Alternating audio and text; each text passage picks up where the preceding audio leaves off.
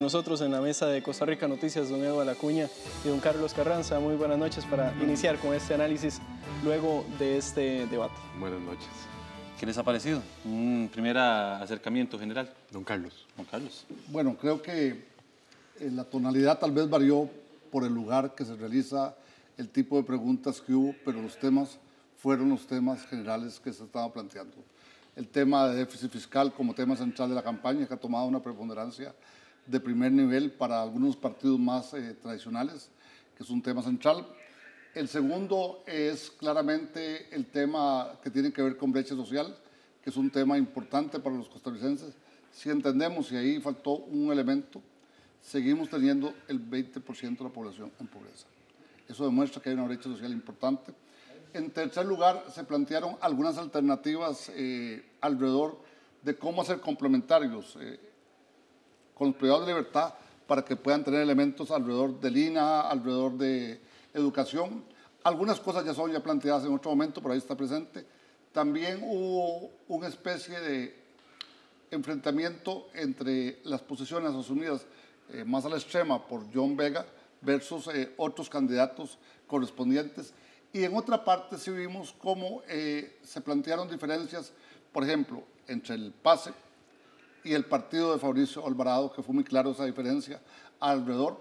Tanto así que al final de la discusión, Fabricio Alvarado planteó de que no era privatización, sino que era, según él, alianzas público-privadas. Pero los temas han sido en ese sentido, en una tonalidad, yo diría que bastante tranquila. Faltó tal vez un poco más de emoción de parte de los candidatos. No es el momento de gastar la pólvora. Leía yo que decía varias gente en la red social Twitter. Don Eduardo. Yo rescataría, primero, que se tome en cuenta la población penitenciaria, se desestigmatice. No son animalitos enjaulados, son personas que tienen opinión, que tienen criterio. Hay preguntas interesantes que se les hicieron a los candidatos. Lo otro, me llama la atención la ausencia de algunos candidatos que sí han tenido un discurso que se llama más populista, más de mano dura, más de enfrentamiento con aumento de penas y con aumento de cárceles al problema de la seguridad. Y por el otro lado, me parece que yo rescataría la ausencia de una estructura de una política criminal articulada en cualquiera de los candidatos. Todos contestaban cosas muy puntuales, muy desarticuladas. El énfasis en el tema fiscal pareciera que hay coincidencia, que la discusión ahora va a ser en la Asamblea Legislativa si va a ser un 13 o un 15% el IVA que viene. Los que creen que tienen alguna posibilidad van a apostar por esto antes de las elecciones. Pero desde la perspectiva del derecho penal, me gusta el enfoque, me gusta que se le dé participación a los privados de libertad, pero en cuanto a las respuestas fueron poco articuladas y demuestran más un discurso aprendido que un abordaje integral del problema de seguridad. Don Carlos, ¿quién considera usted que se desarrolló mejor o cuáles fueron los candidatos que se desarrollan mejor el día de hoy? Tal vez se me permite a lo que dice el licenciado jurista. No hubo una discusión de fondo de cuál es el tema de política de Estado. Y ahí es donde hay que comenzar a desarrollar este tema, porque el tema fue microdecisiones, particularización, pero no hubo un abordaje global. Para pasar a su pregunta, yo no hablaría que qué mejor. Yo diría que hubo momentos en que algunos abordaron más la cuestión. Por ejemplo, lo que hizo Álvarez, que parecía que eso estaba preparado, el cierre fue el más abierto. ¿Por qué? Se paró y volvió a ver a la población. También hubo momentos en los que otros candidatos jugaron su propio rol. Por ejemplo, Óscar López trató de ganar a la gente con frases trilladas, con frases de que él siempre ha sido invisibilizado, que tal cosa, pero no planteó alternativas. Entonces, eso depende mucho cuál es lo que señalemos. También vimos que el candidato Alvarado trató en la primera parte de la discusión, porque a veces se nos va, trató de plantear algunos temas de política social como temas importantes. En estos debates a veces uno no puede decir cuál ganó. Lo que sí puede ver es que hubo 3 o 4 candidatos más claros en sus posiciones en cierto momento. Uno le hubiera gustado haber visto lo que dijo el licenciado Acuña, el debate con la otra contraparte. ¿Por qué? Porque hay posiciones contrapuestas entre los candidatos. Y en una decisión política, el conflicto, en el buen sentido de la palabra, es parte de esa decisión política. Nos hicieron presentes el candidato Castro, el candidato Guevara, el doctor Pisa, tampoco don Mario Redondo. y dijeron que tenían compromisos ya de forma previa.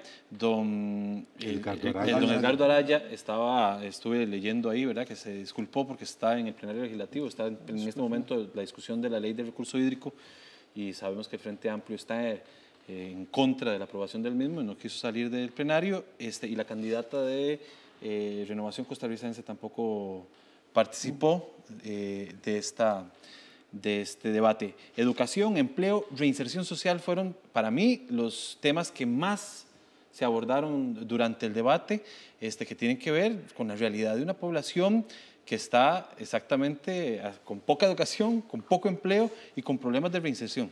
Llama la atención que todos los candidatos reconocen las características de la población penitenciaria básicamente, pero no hay ninguna respuesta orientada, salvo decir hay que mejorar la educación, hay que darles acompañamiento para que se reincorporen a la sociedad.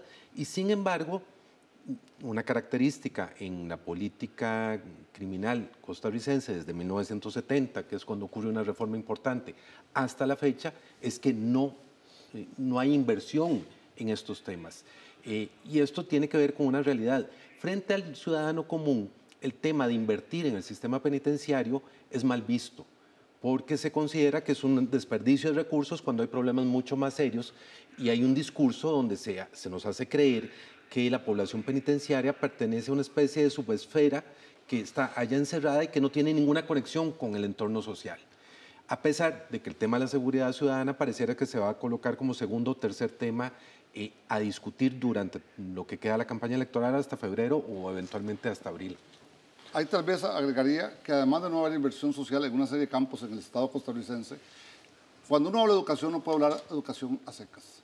Para población que está ya privada de libertad hay que pensar en qué tipo de educación, hay que pensar si es un modelo por competencias, que es la técnica hoy día que se usa mucho en el modelo europeo, para buscar también qué habilidades, qué destrezas, qué capacidades. No hay que pensar en la educación formal. Hay que pensar en la educación no formal para ellos que tienen algunas habilidades, aprovecharlas para reinsertarlos en esa parte. La otra parte es que para crear empleo hay que crear condiciones y tampoco se planteó. Es decir, no se planteó cuando alguien sale de la cárcel qué posibilidades, qué oferta de trabajo puede haber, qué tipo de demandas puede atraerlos a ellos. Está planteado que hay que incorporarlos, pero el tema de oferta y demanda no está planteado en ninguna parte. Perdón, don Carlos, que le interrumpa. Claro, mucho gusto. Con un tema. A nivel social, no estamos como sociedad preparados para recibir a quienes vienen de cumplir una pena privativa de libertad. El ejercicio que hago yo en los cursos primeros de Derecho Penal es decirle a los muchachos, bueno, que tengo un cliente que recién acaba de cumplir su pena por un delito de carácter sexual, que quien los recibe en su casa, y las caras son de espanto. Claro. En estudiantes que se supone van a prepararse para entender el fenómeno de una manera mucho más científica, más inteligente. Y aquí es el doble discurso político, porque se habla de lo que hay que hacer por el privado de libertad, pero no se habla de la responsabilidad que como sociedad hay que asumir para evitar el problema de la reincidencia, por ejemplo. ¿Y cuán posible es desarrollar eso en el país? Porque hablamos también de tema de recursos y hablamos, como usted lo menciona, también de un tema social. Don Carlos daba, yo creo que un punto fundamental, y uso el sistema alemán como ejemplo. Los privados de libertad en Alemania se van agrupando según sus competencias. Si usted sabe de cerrajería, vamos a ponerlo a trabajar de una vez a mejorar sus habilidades como en cerrajería o en pintura o en mecánica, madera, en fin, en lo que sean hábiles, de manera que cuando, por un lado, se les consigue trabajo dentro del sistema para que se les vende por tercerización a empresas del sector productivo, pero además garantiza que cuando salen tienen capacidad de ser contratados porque han demostrado su capacidad laboral. Tal vez, si me permiten, ahí agregaría que habría que complementar educación y trabajo. Ese es el elemento fundamental. Lo que señalamos ambos, educación preparada para el trabajo y trabajo que se adapte a esas condiciones. Ese es el binomio fundamental, porque vos no haces nada con dar un curso de una técnica si no tiene la otra parte, la posibilidad de trabajo. E ir creando la otra parte, la cultura de inserción paulatina de una serie de personas, que es un fenómeno que todavía Costa Rica no está preparado. Cuando uno lee algunas redes, todo lo que dicen, el fenómeno más fácil es la coerción y casi dejarlo sin ninguna ciudadanía. cuando hay que buscar cómo integramos, porque un país tampoco puede perder todo su recurso humano en un futuro. Tiene que reintegrar a esa población muy fuertemente y además una parte primordial. También hay que comenzar a trabajar con programas diferenciados de acuerdo a edades y de acuerdo a los perfiles de las personas. Significa que no es lo mismo una persona que tiene 20 a 30 años o 35 que uno que pasa de 45, que habría que buscar otro tipo de reinserción, porque si ya le mezclamos a eso, que la gente después de cierta edad cuesta mucho articularlo al proceso productivo, hay que hacer 2 o 3 alternativas en esa área. Bueno, muchísimas gracias, don Carlos Carranza, don Edo Acuña. Tenemos muy poquito tiempo y todavía tenemos alguna información que brindarle a la ciudadanía. Es uno de los primeros debates acá en las pantallas de 13 Costa Rica Televisión. Esperamos que para los próximos contemos con su amable apoyo para el análisis del mismo. Con sumo gusto y a la orden de ustedes. Gracias a ustedes por la invitación. Muchísimas gracias. Gracias. 60 transacciones realizadas en efectivo.